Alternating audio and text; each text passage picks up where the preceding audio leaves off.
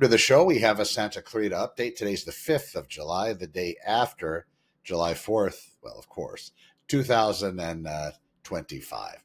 Let's talk about what's going on in real estate. Let me get to the numbers real quick, and then we'll be able to cover the actual live inventory right now. Also, talk about coming soon listings.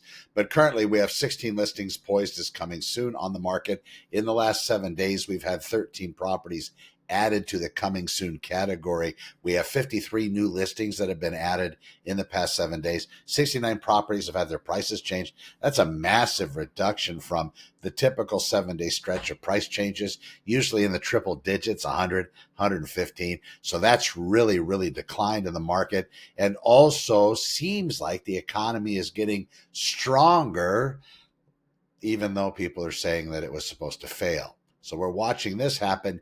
In addition to that, we're watching as properties are starting to get more offers, multiple offers. Properties are selling where they used to be, it seems, and the market's starting to change, where buyers are becoming much more active in the current market. I think they're getting to a point where they're realizing if they wait and the Fed ends up reducing that main Fed rate, the Fed funds rate, even though its impact on the mortgage rate isn't as robust as the impact that the 10-year bond market has. But it still would affect a lot of things, including the mortgage interest. And that's what people are looking at. If they wait until that happens, then real estate's going to kick off somewhere like we saw in 21 and 22, 2021, 2022, standing room only potentially. There are going to be a lot of sellers at that time. They're going to come onto the market because they're actually closer to where they are. So they're golden handcuffs, which is a description of a person that owns a property that has a very low interest rate. It's holding them there, even though they'd like to maybe potentially leave California. We get a lot of phone calls on that. And then also maybe come to California selling something from somewhere else. Not as many calls, but it does happen, or even upsize or downsize within the state itself.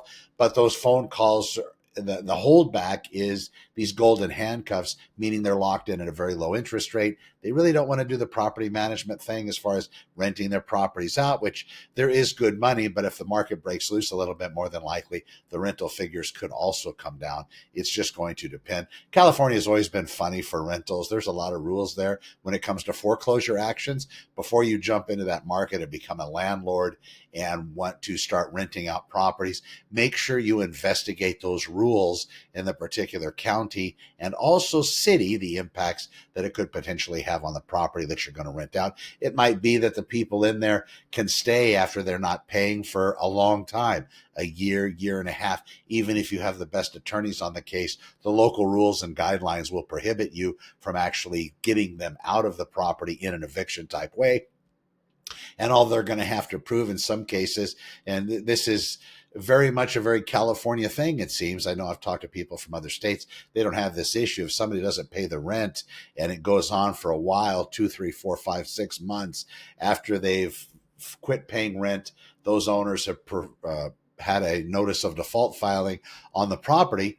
Then in very short order, they're able to evict those the people without too much damage to themselves. Now, of course, everybody has a hardship. Hopefully those things are able to be worked out. But before you do jump into the rental world, make sure you're understanding what you're doing, especially if you happen to be the owner of a property and you think, well, my gosh, I have such a low interest rate. I'd love to rent this out because I have the wherewithal to go buy something else. That's something to very much look into. Make sure you know those rules just in case you happen to get some folks into your property that aren't very caring as far as you and your bottom line and you potentially losing the property. And if they're living in a state, if they're living in a county, or if they're living in a city that really does embrace tenants' rights over landlord rights, and I'm not talking about landlords that are abusive and messing with people and this and that. I mean just a very fair obligation as a landlord balanced with a fair renter. Everybody is in that nice symbiotic symbiosis, that nice state. Everybody gets along. They're doing the right things. The landlord isn't doing too much. The renter's doing what they're supposed to. These sorts of things. I'm not talking about, that's what I'm talking about. I'm not talking about where landlords are just increasing the rents because they can and hammering people. but just make sure where you're going to be renting these properties out. So if interest rates come down, it could be that certain people don't want to rent out their properties. Those golden handcuffs will get a lot looser. They might be able to slip them, sell something, and then buy something else at a relatively low interest rate if they do come down. Excuse me on that. Okay, let's get into this. Okay. That's that part of the update. So 17 properties had come back on the market, falling out of escrow. That's also a much lower number than typically we see in a 7-day snapshot, somewhere around 30, 35. That's about half. We'll have to watch if that trend continues. These are all changing numbers, very dynamic. So we'll see what's going to happen with this as we watch the next couple of weeks. Active under market properties, active under contract properties, 25. Definitely a slower number than properties that we've seen going into escrow. So a lot less has actually started the escrow timeframes. So properties are starting to slow down as far as sales go, at least right now. This is a 7-day snapshot. This is brand new numbers. If this continues, then our market will have slowed quite a bit. I don't see that happening, but it could be the calm before the storm. So everybody stay tuned. 41 properties have gone pending deeper into escrow. 49 properties have closed escrow, actually sold. This past week, we have 19 expired, 9 canceled, 13 have been put on hold, 3 have been withdrawn from the market. I said in yesterday's show, something for a real estate buyer to watch out for is to look at those properties that have canceled, been withdrawn, or even expired from the market. Especially, that should be that first look when you start thinking about purchasing real estate. After you get pre-approved, you talk to that mortgage broker. Typically, they're going to be referred to you via your real estate agent. Find out what your qualification amount is. And when you go back to your agent, they should already be doing this, but you might have to, prompt them just a little bit. But ask them, say, hey, listen, what about these expired properties, withdrawn properties, and canceled properties? Is that something that we can look at fitting my criteria? And hopefully they'll say, yeah, that's baked into the mechanistic, the way that I search for real estate. It's already built into that. So they'll be able to give you an idea as to how they put those searches together, because you're going to be able to search, and I'm sure you will, on the syndication sites. Just don't give up any personal information. Your phone call will never start being texted, never stop being called, and your email will blow up. Let your agent do that end of it. But if you find something that's interesting that your agent hasn't sent you, no sweat, send it to them. Say, hey, listen, I get this from clients all the time. And usually what ends up happening is it's not because what I'm providing to them wasn't substantial or wasn't fitting within their criteria. It's because that particular residence that they're sending me differs in some way, shape, or form from the search I'm putting together. Maybe the residence itself, truth be told, only has 3 bedrooms and my clients want a 4, but now they're looking at properties online that have 3 bedrooms and maybe an office option. Maybe something else can be turned into a bedroom. For example, we're just talking about, on paper, but, they see something, maybe we're at a particular price limit at $1 million, let's say, and they're sending me something that's $1,005,000. For example. Now, typically, a good agent's going to be searching not just at the limit of the client, but also other properties that they have an idea that they might be able to score for less than that amount in order to fit within that buyer's guidelines. For example, if I see a property, I know it's overpriced, but I know it's maybe overpriced by $20,000 or $30,000. I'll be using that in my search as well. And then if in fact I know that being the case, I'll reach out to the seller's agent, have a conversation with them. And if it looks like it's going to fit, then I'll notify my buyer. I say, listen, I know this is your top end amount, but you're comfortable at it. I did find a property. It looks about $20,000 overpriced. It will fit your criteria. We can go in and write the offer at that amount if you happen to like it. And then we can take it from there, even go lower than that, just in case the seller is one of those that wants to counter at the halfway point or start some negotiation type process. If the property's on the market and time is moving and there's no offers on it, sellers are going to be very much interested in entertaining all offers. They should be. In a different market, when there are multiple offers on properties, they're gonna use those offers against each other, use those buyers against each other, and try to get the highest amount for the property. That's just the way it works. We see a trend in real estate And it started kind of in the mid cities. We're not seeing any price reductions as far as recorded sold sales as of yet. And I don't believe that's going to happen. I believe this economy is going to kick off and move into a realm where we're going to have another seller's market and buyers are going to be out there in droves purchasing real estate because something's going to happen on the Fed's fund rate end of it, causing this market to really move fast. But if it doesn't, I don't believe we're in for any kind of massive recession or reduction in the real estate market, especially in those areas that are around larger metropolitan cities that have a massive amount of employment, like we have here around Los Angeles. Santa Clarita is a Los Angeles suburb. We have our own infrastructure, own entertainment and everything. Just a fantastic community. And I want to say bedroom, but it's really not. It's much more than a bedroom community because we have a lot of business based here as well. We have different industrial areas also. So there is a lot of manufacturing, a lot of mid to heavy machinery, and lots of different things here in Santa Clarita. So a lot of people that move out here aren't doing the commute to Los Angeles, but we also have those people too, and they're very comfortable with the freeway access points out here. Depending on which city you live, you could be just minutes from a freeway on-ramp, and we have a great system for that as well. I'm Connor with Honor. This has been your real estate update for the 5th of July, 2025. When you're ready, reach out to me. I have my system at SantaClaritaOpenHouses.com. You'll be able to see every single property listed for sale. You'll be able to look at my robust my robust blog.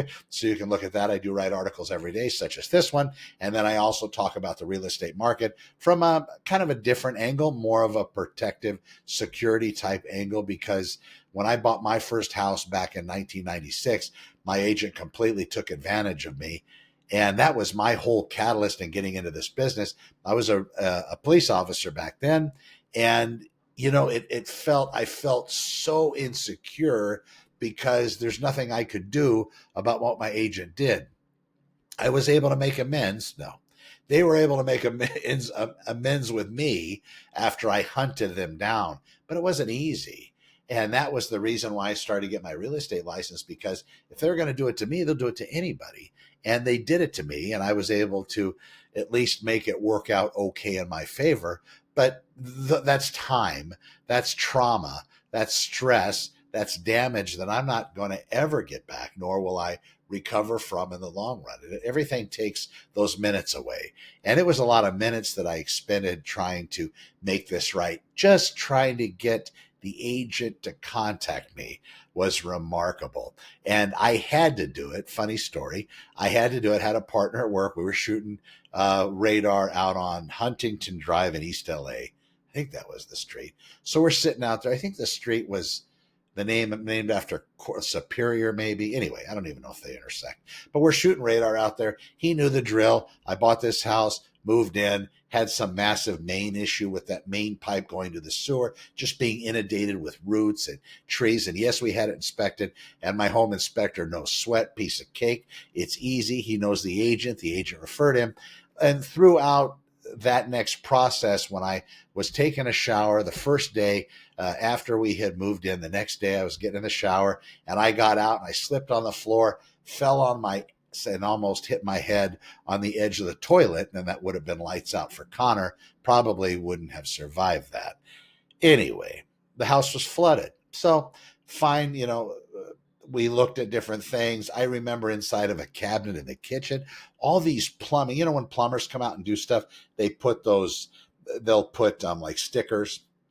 They'll put on water heaters when they replace them. This house had a whole bunch inside. So it was tenant occupied. So I'm guessing those tenants probably had some issues. Anyway, go and I call one of the places and they give me the story. They say, oh, on Atwood Boulevard. I say, yeah. They say, oh, yeah, we were just out there last week. I said, oh, you were just out, I guess a couple of weeks ago. You were just out here a couple of weeks ago. She said, yeah. I said, that's interesting. She said, yeah, I guess the buyers were going to be doing it, not thinking I was the buyer. I don't know. Maybe she thought I was working for the agent. But then she goes, yeah, we were doing they were going to do the home inspection, and the agent wanted the main cleaned out from all the tree roots. So the home inspection would go smooth and there wouldn't be any water backing up and everything would flush. And when the inspector was running everything, I said, well, isn't that something? So anyway, come to find out, couldn't get in touch with the agent after I discovered this. Nobody would call me back. The broker was hiding as well. There's just a lot of stuff. I even went by my shopping clothes, as we call that as police officers. Went by in uniform on my way to work. Probably shouldn't have, but I went there. And again, it was, sorry, can't help you, Connor. He's not in right now. And I said, but his car's in the parking lot. And the broker said, yeah, he's just not here. And I know he was back there. I just couldn't see him sitting in his little cubby on the other side of this wall that was basically tinted out. But I know he was there. So my partner says, you're still going through that deal as we're shooting radar, radar chasing down people. And I said, yeah. He said, why don't I call him? You got his number? So he put out his Motorola flip phone. You remember those with the with a single line display. And that was when, cell phones were new. I believe LA Cellular bought AT&T. Maybe that was AT&T back then. So he calls and agent answers, of course, because it's not my number. Basically tells them the story about he wants to buy a house. This is, how much he's approved for. He's like half down in cash, real smooth. My partner, Raul, was just very smooth. And of course, so he set up an appointment. And he knew my next day off because we were partners. And so he said, I'm going to meet you there talking to the agent. I want to buy that house that you told me about. I've been looking for a while. That one that you described that you have listed for sale sounds just wonderful. So he hung up the phone. I said, done. You got to meet him at this address. He wrote it on his notepad there on the motor. I said, okay. So next day, a couple days later, there I show up and he looked like his color left him. And that was it. So I had him make good on all that BS he put me through. But at that time I said, I don't want anybody else to go through this. All right. I hope you have a fantastic day. That's a little bit of that story. I'm Connor with Honor. We will see you in the next one. Be safe to each other. Watch out. Take care and let me know if I can help. I'm Connor with Honor. Take care.